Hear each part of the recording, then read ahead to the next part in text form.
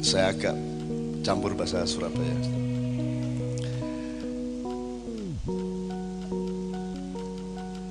Pokoknya menungso sak dunya iki salah ndelok awake, salah ndelok menungso, salah ndelok alam semesta, dan salah ndelok Gusti Allah ya. Itu sejak abad 14. Dan sekarang puncak kesalahan itu. Wis to kon gaya apa ae mesti bubrah saiki. Wis to. Gak usah ngomong NKRI harga mati wis gak ono regane saiki. Ya. Karena sejak angka 1 dia sudah salah, lorone mesti meleset, telurnya mesti meleset. Salahnya itu apa? Misalnya karena institusionalisasi, kemudian ada penggolongan, ada dikotomi, ada madhab dan seterusnya. Tiba-tiba kita mengatakan, kita berpikir bahwa Islam itu sebuah pilihan, ada pilihan yang lain. Kalau kita perdalam lagi, tauhid itu dianggap pilihan. Itu berarti ada pilihan yang lain. Hidup ini tidak ada pilihan lain kecuali tauhid. Kon kakek melayu nang ndi kon? Tidak ada pilihan. Meskipun kamu tidak mau tauhid, kamu tidak bisa tidak tauhid. Gitu loh. Masalahnya gegermu ndek kene ta ndek kuno ngono tok. Kon ngadep perintah ngadep runo, tapi kon mesti katut. Nah, itu nanti berakibat pada cara berpikir, berakibat pada metodologi ilmu, berakibat pada tata akademik, berakibat pada tata kelola, berakibat pada pembangunan, berakibat pada parpol-parpol, berakibat pada orientasi pembangunan dan seterusnya. Gampangan ini. Aku wis tak gampang-gampang to aja angel ancene sudah sekian ratus generasi kita salah. Jadi misalnya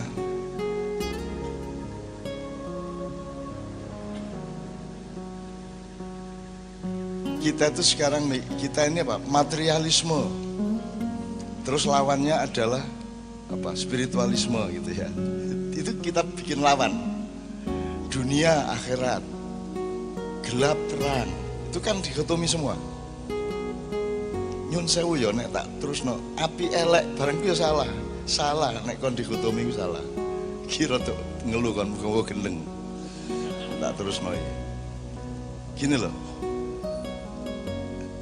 Kalau di Ma'iyah awal-awal saya pernah mengatakan hidup itu merohanikan diri. Bukan ada hardware, ada software, enggak. Hardware itu bagian dari software. Hardware itu adalah tampakan yang paling sederhana dari software. Yang disebut jasad, jasmani, jahr, ya, itu sebenarnya adalah yang terjangkau oleh yang paling sederhana dari software manusia. Misalnya panca indera. Terus kalian menyangka bahwa Quran itu mushaf itu. Kalian menyangka bahwa iku gula, iku banyu. Itu tampakan, bukan benar-benar banyu. Jadi misal ini, Anda punya uang 100.000. Bagaimana cara merohanikan? Pakailah uang 100.000 itu untuk melakukan hal-hal yang disukai oleh Allah. Kalau engkau disukai oleh Allah dengan 100.000 itu, maka kamu akan terseret oleh magnet Allah, sehingga kelak kalian akan mengalami yang namanya tauhid, karena kalian berproses untuk tauhid. Kita bikin negara, kita bikin sistem nilai, kita bikin ideologi, bahkan bikin hukum positif. Semua itu kita rohanikan. Caranya merohanikan adalah menggunakan semua jasad, benda, uang dan semuanya itu untuk yang diridhoi Allah. Iki cek gurung tutuk ya. Ngene wis. Jawa wis. Ana sing jenenge Sukma Nguntal Raga. Ya. Tapi tidak ada yang namanya Raga Nguntal Sukma. Tidak ada jasad menelan roh, yang ada roh menelan jasad. Karena pada hakikatnya jasad itu hanya tampilan yang paling konyol dari roh. Kan roh contohnya jasad apa? Sukma Nguntal Raga.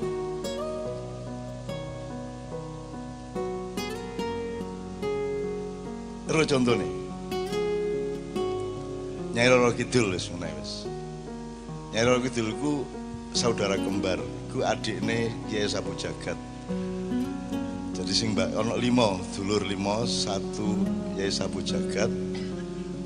Terus Nawang Wulan Nawangsih arek loro iku Kanjeng Ratu Kidul, sijine Nyi Roro Kidul, terus ono 3 meneh. Itu hidup, itu mereka dulu yang mengasuh Yesus. Angel meneh. Angel. Gendeng arek-arek Yesus itu. Artinya yang namanya Sukmo Nguntal Rogo itu adalah Anda meroh, Anda menjadi roh dengan raga Anda, ngerti ora? Wis ngene wis. Berat jenis itu apa? Berat jenis itu kan apa Mas? Satuan.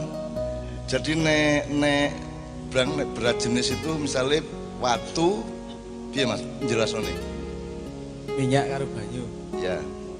Abot apa? Abot minyak selalu di atas permukaan air. Oke. Dalam silat Anda tahu ilmu meringankan tubuh. Nek wong wis meringankan tubuh sempurna, masih punya BD enggak? Masih punya berat jenis enggak?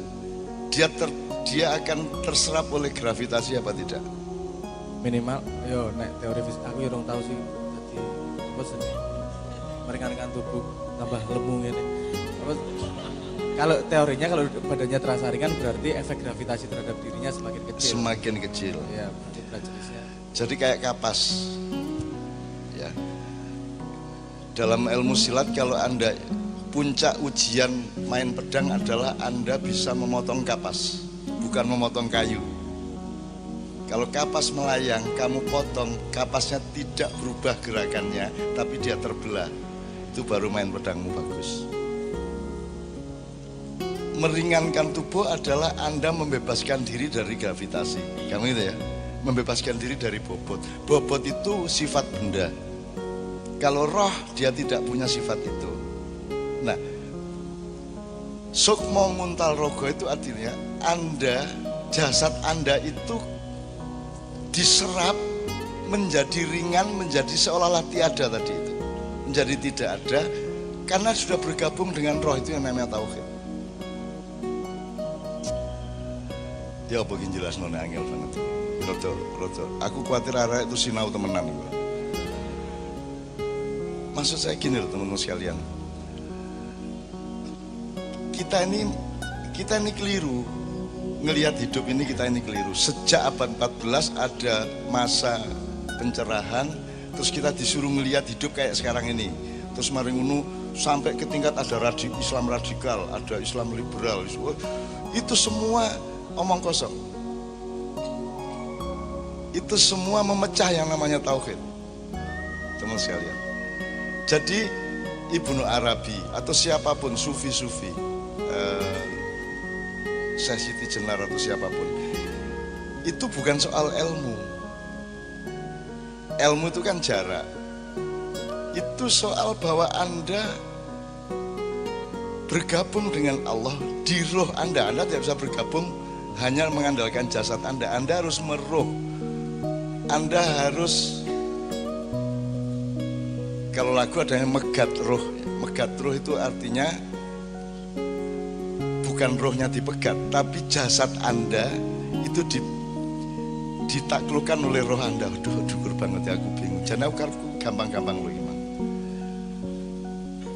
Pokoknya rohanisasi lah. Rohanisasi, hidup itu rohanisasi. Semakin kamu stres karena kamu itu diberati oleh hidupmu, maka kamu stres, kamu terbebani, kan gitu bahasanya, terbebani. Yang beban itu pasti jasad, yang beban itu pasti materi. Nah ini salah tujuan wong urip sak donya iki. Salah tujuan.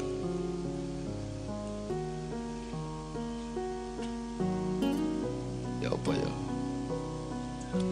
Kate tak terusno tapi tambah ngowoh ngene arek-arek.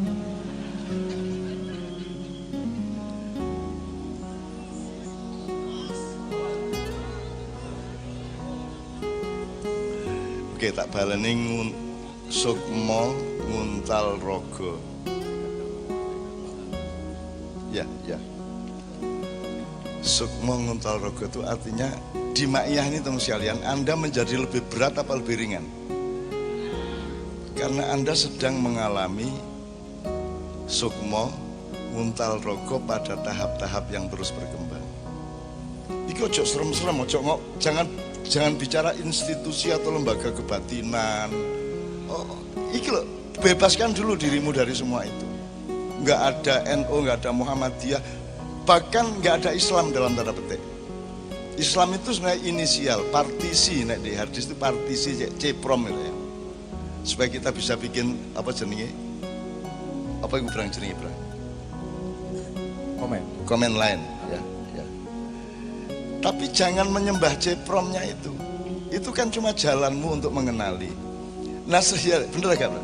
Bener ini zaman dosi rano sing ngalami. Ini zaman window kabeh bisa. Oh iya, oke. Wis window kabeh ya.